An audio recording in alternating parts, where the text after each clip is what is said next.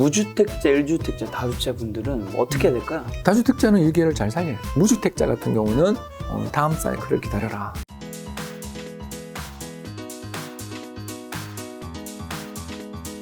윤 정부 얘기해 주셔서 그런데 그럼 윤석열 대통령이 이제 다음 달에 이제 취임을 하시잖아요. 얼마 안 남았네요, 진짜. 네. 그럼 이제 부동산 시장에서 진짜 이것만큼은 딱 바뀔 것이라고 뭐 보고 있는 변화 같은 거. 두 가지는 바뀌겠죠. 첫 번째는 지금 둔촌주공 사태에서 보는 것처럼 분양가 상한제는 이거는 저 시행령이니까 풀 수 있었거든요. 네. 둔촌주공 사례나 이런 여러 가지 지금 공사 중단 사례가 되게 많아요. 맞아. 잠실 진주도 그 은하제 나오면서 지금 중단돼 있고 뭐 되게 많습니다. 이런 그 공사 중단돼 있는 게 전세 가격 급등의 요인이었어요. 아시죠? 신축이 입주 물량이 없으니까 뭐 이게 집만 부쉈지 입주는 못하니까 전세값이 오를 수밖에 없었죠. 여기다 이제 임대차 3법까지 나왔죠. 네, 그런 것들을 감안해 보면 정부 입장에서 앞으로 공급을 촉진시킬 수 있는 가장 좋은 방법이 바로 분양가 상한제를 지금 특히 인플레도 있으니까 완화해 주는. 그게 가장 좋은 공급 촉진 그리고 여러 가지 지금 갈등에 휩싸여 있는 수많은 사업장 문제를 해결해 줄 수 있는 가장 좋은 방법이고, 이제 두 번째가 재건축 초과이익 환수제인데 이거는 좀 법 개정도 약간은 필요한 부분이라서 이건 잘 모르겠고요. 세 번째는 이제 양도세 중과인데 이 양도세 중과도 시행령 바꾸면 좀 완화할 수 있는 여지가 있어서 이런 부분들은 아마 정부가 출범하면 바로 이루어지지 않겠냐. 그래서 제가 아까 기대 반 좀 한 게 매물이 좀 나올 수 있다. 그러니까 지금까지 잠겨있던 매물들이 세금 때문에 못 나온 매물이 많았고, 그 이전에는 또 그 임대주택 사업자 그런 관련돼서 못 파는 매물들이 아무튼 되게 많았는데, 이게 이제 좀 풀릴 가능성은 있으니까, 이게 풀리면 그래도 물론 가격이 오를 힘도 많은 건 알지만, 왜냐하면 이게 규제 완화는 또 재건축 재개발에 대한 기대를 높이니까, 그러니까 가격 상승의 기대도 높이지만 다른 한편으로는 잠겼던 매물도 나오니까 제 생각에는 그냥 강보합. 이렇게 보는 거죠. 그럼 이런 상황에서는 무주택자, 1주택자, 다주택자 분들은 어떻게 해야 될까요? 다주택자는 일개를 잘 살려야죠. 다주택자 입장이라면 지금까지 기다린 보람이 있는 거죠. 가격이 작년에 그렇게 올랐으니까 뭐 양도세를 중과까지는 아니지만 세금 적절하게 내면 차익을 실현할 수 있는 거니까 이건 뭐 좋은 거고. 두 번째는 이제 제가 이제 그런 입장이다. 예를 들어서 아까 제가 잠깐 이야기했던 이기 신도시에 미분양 나고 막 그랬던 이기 신도시들 많았잖아요. 어디라고 이야기할 필요는 없죠. 그죠? 북쪽, 서쪽, 뭐 남쪽, 서남쪽 보면 이기 신도시 중에 미분양 났던 거 얼마나 많았습니까? 근데 그게 다 소진된 건 물론 거기서 거의 한 2배가 올랐잖아요, 지금. 그렇지 않습니까? 분양가 뭐 2억대, 3억대 하던 다 5, 6억 넘고 좀 9평, 이런 거 30평대 이런 거는 7, 8억도 다 넘어 있잖아요. 그러니까 이렇게까지 집값이 급등한 과정에서 저라면, 제가 그쪽 입장이라면 양도세 문제가 해결돼 있는 그런 가게 같으면 핵심 지역으로 올 것 같아요. 그러니까 다 오르고 손바뀜이 있었단 말이에요. 그런 지역들은 사실 조정이 취약하거든요. 어디라고 이제 말하기를 어렵다라고 제가 했던 이유는 작년에 많이 오르는데 찾아보면 다 나오니까 제가 굳이 어떤 지역이라고 말을 해서 우리 시청자분들 심기를 안 좋게 만들 필요는 없으니까 그런 부분이고, 세 번째 이제 무주택자 같은 경우는 다음 사이클을 기다려라 라고 이제 제가 지금 사면 안 된다. 그러니까 급매물 나오는 장이 오면 좋겠는데 그렇게까지는 안 보이니까 편하게 이야기할게요. 작년, 재작년 같은 급등장에서도 못 잡으셨는데 지금 잡아서 돈 얼마 벌 것 같으세요? 안 오른다가 아니라 인플레 이익이고 이자 비용 감당하면 이익이 크게 나실까요? 라고 물은 거죠. 못 번다가 아닌 거 아시죠? 그러니까 부동산은 세금은 아시는 것처럼 법 개정을 해야 되는, 세법은 법 개정을 해야 되니까 이거는 저 정부가 지금 손대기 어려워요. 지금 요소해야 되잖아요. 거기에다가 종부세 이런 것도 다 아시는 것처럼 세금에 관련된 있는 법 개정이 필요한 부분은 쉽게 도와주기 어렵잖아요. 그러면 집을 사고 난 다음에는 비용도 많이 들고 특히 레버리지를 일으키는데 금리도 올라가고 하는 상황에서 지금 집 사서 가격이 뭐 예를 들어 5년 내, 이건 작년은 한 해에 20% 올랐지만 제가 굉장히 시장을 좋게 봐서 향후 5년 동안 전국 아파트 가격이 20% 오른다 해도 이자 부담이 큰 상황에서는, 인플레이션이 심한 상황에서는 실질적인 성과는 연 몇 % 안 되는 거죠. 그런 시장인 거예요, 지금. 그래서 저 같은 경우는 급매물 나오고 뭐 하면 모르겠는데, 양도세로, 양도세 중과 완화로 갑자기 매물이 확 쏟아지면서 시장에 급한 조정이 있으면 그건 사는 거는 뭐 능력자들은 사는 건데, 작년, 재작년도 안 샀던 분들은 둘 중에 하나잖아요. 그렇지 않아요? 둘 중에 하나. 예, 첫 번째는 돈이 없거나, 그건 뭐, 할 수 없고. 그러니까 영끌 지금 어려워졌으니까 안 되는 거고. 두 번째가 뭐냐면 부동산 가격은 인구 감소하니까 조정받는다라는 그런 생각을 가신 분들이 안 산 거 아니에요. 맞습니다. 근데 그럼 지금은 노령화가 더 심해졌는데 지금 이번에 코로나로 얼마나 많은 분들이 지금 돌아가고 계십니까? 우리나라가 코로나 청정국 그랬었지만 이제 올해는 아니잖아요. 그렇죠, 그렇죠. 사망자가 엄청나게 높단 말입니다. 그러면 올해 인구가 더 많이 감소하는 해인데 그 믿음에서 본다면 지금 사면 안 되는 거예요. 그러니 굳이 지금은 살 이유가 있는가? 지금 말씀하신 게 1주택자는 좀 더 상급지로 갈아탈 수 있으면 갈아타는 게 좋다 말씀해 주신 거고, 무주택자는 지금은 아니다라고 말씀해 주셨는데, 제가 유튜브에서 영상을 찾아보니까 그 집값을 상승을 외치시는 분이나 하락을 외치시는 분이나 공통되게 좀 많이 얘기하시는 것 중에 하나는, 무주택자는, 실소유자는 그냥 어차피 최고 저점에 산다라는 게 참 힘들다.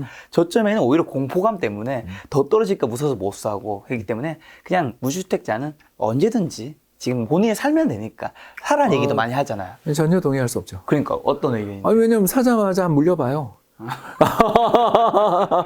예, 제가 그 2010년에 인서울 했거든요. 제가 아까 그 전략을 썼어요. 네. 그러니까 일기 신도시의 구축에 살다가 2009년, 10년에 아무튼 신도시 구축도 그때 급등했으니까 그거 팔고 서울의 신축으로 들어왔어요. 지은 지 한 5년 된 집에 들어왔죠. 근데 이제 당연히 아무리 신도시 가격이 급등해도 서울 신축을 살려니까 돈이 더 필요하잖아요. 필요하죠. 네, 그래서 힘들게 레버리지를 끌어와서 아무튼 갈아탔어요. 네. 물론 이제 월급을 잘 벌고 있으니까 가능했죠. 또 그 열심히 갖고 있었어요. 그때가 이제 제가 모 은행 다닐 때였습니다. 그 은행 다니면 아무래도 신용이 좋으니까, 그렇지 않습니까? 또 직원들한테는 대출이 그렇게 뭐 엄격하지 않으니까. 그렇죠, 그렇죠. 월급 뺐으면 차하면 되니까. 그래서 샀는데, 그때부터 하우스포 사태가 온 거잖아. 2011년부터. 사고 난 다음에 한 1년 정도 오르다가 11년부터 빠지기 시작하는데. 무리신 분이 여기. 제가 여기 있죠. 물론 이제 그 이전에 있었던 일기 신도시 판 건 정말 잘했는데. 네. 왜냐면 거기가 더 빠지니까. 그렇지 않습니까? 아까 다 경험담이군요, 이거 듣는 거. 그럼요. 제가 뭘 모르는 주제에 이런 거 떠들면 안 됩니다. 급등 후에 어떤 식의 조정이 나타나는지를 지금 제가 말씀드리는 거거든요. 그래서 그 다음에 서울 신축인데도 조정을 받더라고요. 한 1억 빠지더라고요, 진짜 여러분. 제가 돈이 많지 않은 사람이잖아요. 그때 진짜 힘들게 연끌해가지고, 연끌까지는 아니지만, 아무튼 최대한 그때도 DTI 규제 이런 게 다 있었으니까, 어떻게든 힘들게 해서 대출을 받아서 집을 샀는데, 사서 한 1년 오를 때는 좋았죠. 근데 그 뒤로 3년을 빠진 거 아니에요. 11, 12, 13. 와, 진짜 힘들더라고. 대출 받은 게 다 날아간 거예요. 어떻게 됐어요? 그래서 팔았어요? 아니, 버텼죠. 버텼다. 왜냐하면 현금을 악착같이 모으면서 내핍 생활을 했죠. 결론적으로는 그 집값은 올랐죠. 최근에 올랐죠. 여러분, 제가 뭔 말하는지 아시겠어요? 그 언더워터 피리어드라고 그러는데요. 이게 내가 샀던 가격이 가정이에요, 여러분. 6억에 샀는데 그게 4억 5천까지 갔다가 6억 회복하는데 6년 정도 걸렸어요. 여러분, 2016년에 회복했다니까요, 그 가격을. 그동안 우리 부부싸움 안 했을 것 같아요? 아니, 저야 벌이라도 좋고, 그때 또 모은행에서 국민연금 옮기고 그러면서 퇴직금 받을 거 가지고 빚도 상환하고 해서 절치부심 살았으니까 그냥 됐고, 그 뒤에 특히 제가 2015, 16년에 또 한시적인 2주택자가 되면서 그때 미분양 주택 사면 양도세도 없었어요. 그런 시기에 힘들게 또 이전에 샀던 집을 또 담보대출 조금 받아서 미분양 주택 잡았기에 그래도 여기서 지금 제가 이런 이야기를 하는 거지. 그 한 6년 정도의 언더워터 피리어드는 진짜 고통스럽다고요. 여러분, 더군다나 금리가 올라가서 이자 부담도 있죠. 그렇지 않습니까? 여기다가 만에 하나 불황이 오면 임금 상승 속도도 둔화돼요. 진급도 잘 안 돼. 난 진급 될 줄 알고 샀는데. 그러니까 이런 일들이 벌어지게 되면 집이 짐이 되는 경우들도 되게 많았어요. 그거를 단언할 수는 없지만 이번에 주택구입 부담지수가 역사상 최고치 200을 넘었죠. 100이 적정인데 서울 주택구입 부담지수가 200이 넘었어요. 그러면 서울에 있는 집을 살려면 서울의 평균적인 가정이 소득의 50% 이상을 원금과 이자의 그러니까 이건 그 주택금융공사의 대출을 기준으로 하는 거예요. 30년 만기 대출로 받아야만 DTI를 만족시키니까 어쩔 수가 없어요. 그렇게 해서 사더라도 내 소득의 절반을 이자랑 원리금 상환에 해야 되는데 맞벌이 부부 기준으로 해서 2명 중에 1명만 실직하거나 임금이 깎이거나 그러면 연체잖아. 그렇지 않습니까, 여러분? 이 연체가 거듭되면 어떻게 돼요? 공매로 넘어가잖아요. 얼마나 많았어요, 우리가 옛날에. 그거 많이 봤잖아요. 편하게 말씀을 드리자면 지난 한 4, 5년 동안 그렇게 사기 좋은 기회가 계속 있었는데 최저금리의 집값도 지금보다 훨씬 싸던 시절에 안 사다가 지금 사면서 실수요자는 그냥 사도 돼라고 말하는 건 좀 이상하다. 실수요자라고 해서 꼭 타이밍 전혀 보지 말고 무조건 사야 된다? 아, 이건 현실이랑 전혀 맞지 않는 이야기다. 그렇지 않습니까, 여러분? 실수요자도 집값이 오른다고 생각하니까 실수요자임을 착각하고 사는 거지. 집값 빠질 때는 실수요자도 무주택자로 돌잖아요. 전세로 돌잖아. 그걸 너무 이렇게 칼같이 구분하려고 들면 문제가 생기는 거예요. 김현미 장관 같은 그 투기 수요를 억제하겠다 그러시는데 무주택자도 갑자기 어떨 때는 투기 수요가 되는 경우도 나오고 다주택자만 투기 수요가 아니라니까요. 그 시장에 대한 판단에 따라 언제든지 포지션은 바뀌는 거라 그렇게 칼같이 사람을 실수요자다, 투기 수요자다라고 단언하기 어려운 것처럼 지금 집을 사겠다라는 분들한테도 제가 이 말씀을 드릴 수밖에 없는 게 가격이 오를 거라는 기대 때문에 사는 거죠? 최근에 오르는 거 보니까 너무 고통스러워서? 이거잖아요. 이건 작년에는 그러면 그분은 실수요가 없었어요? 20.3% 오른 거 보니까 괴로워서 사는 거잖아요.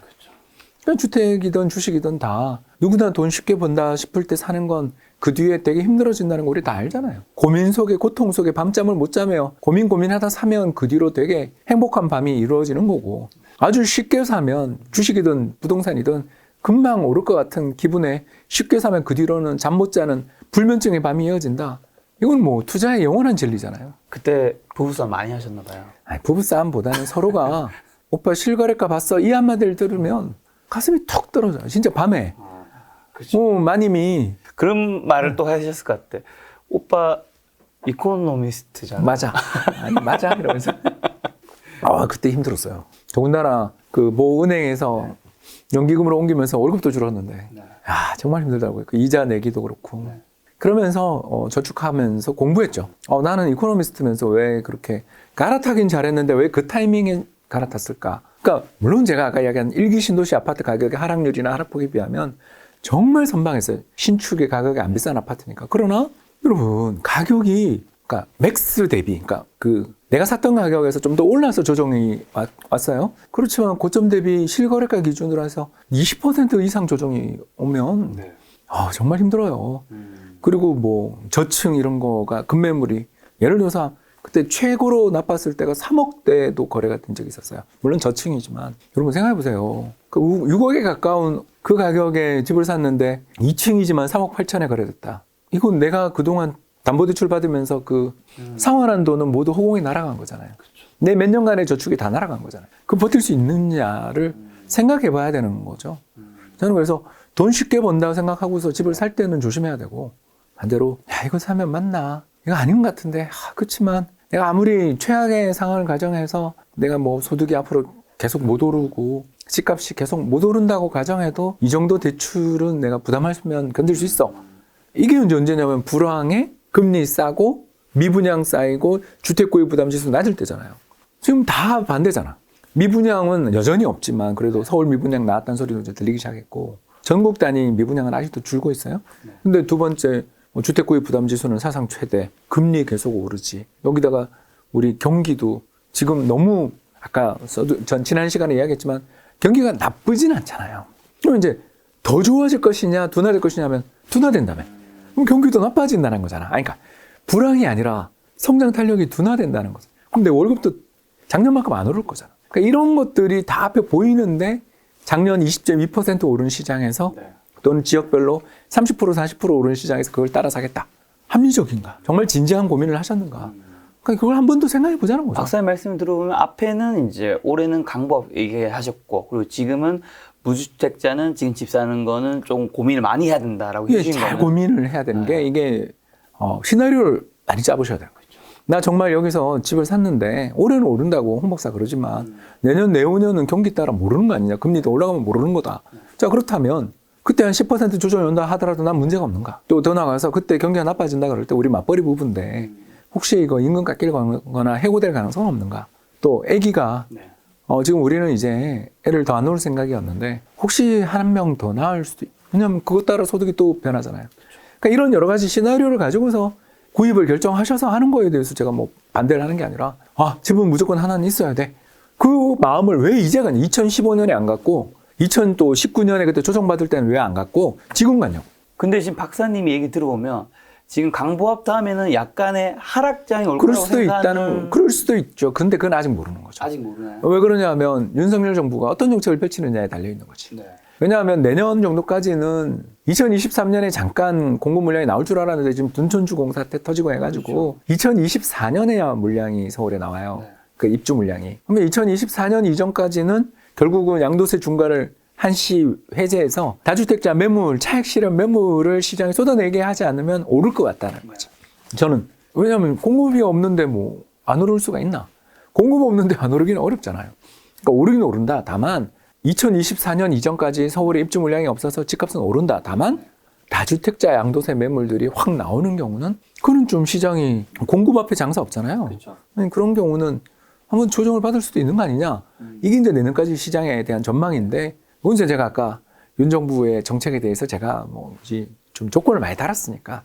근데 그 뒤에 아무리 안 지어진다 그러지만 아무튼 3기 신도시 사전 청약했던 물량들도 나올 거 많고 정부가 이렇게 재건축 재개발 물량들을 그 규제를 완화해주면 아리팍은 5년 만에 입주했지만 시작하고 5년 만에 입주했지만 대부분 보통 7년 본단 말이에요. 그러면 이게 올해 만약에 다 통과해서 내년에 철거를 들어가는 단지들이 굉장히 늘어난다 치더라도 한 2025년 이후에나 뭔가가 분양도 있고 뭐가 있잖아요. 그렇다면 그 사이에는 집값이 한 번 더 오를 수도 있는 거죠. 근데 이제 그때는 저는 아까 이야기한 것처럼 금리 리스크도 있고 경기 리스크도 있으니까 그냥 강보합 정도가 마음 편한 시장이지 급등한다고 말하기는 좀 어려운. 자, 그럼 아파트 만약에 매수할 때 하락길 대비해 유의할 점이란 지금 특히 좀 조심해야 될 아파트의 특징이 뭐 있을까요? 예, 그 어중간한 아파트. 예, 그게 바로 뭐냐면 준신축들은 이제 좀 조심하셔야 되는 거죠.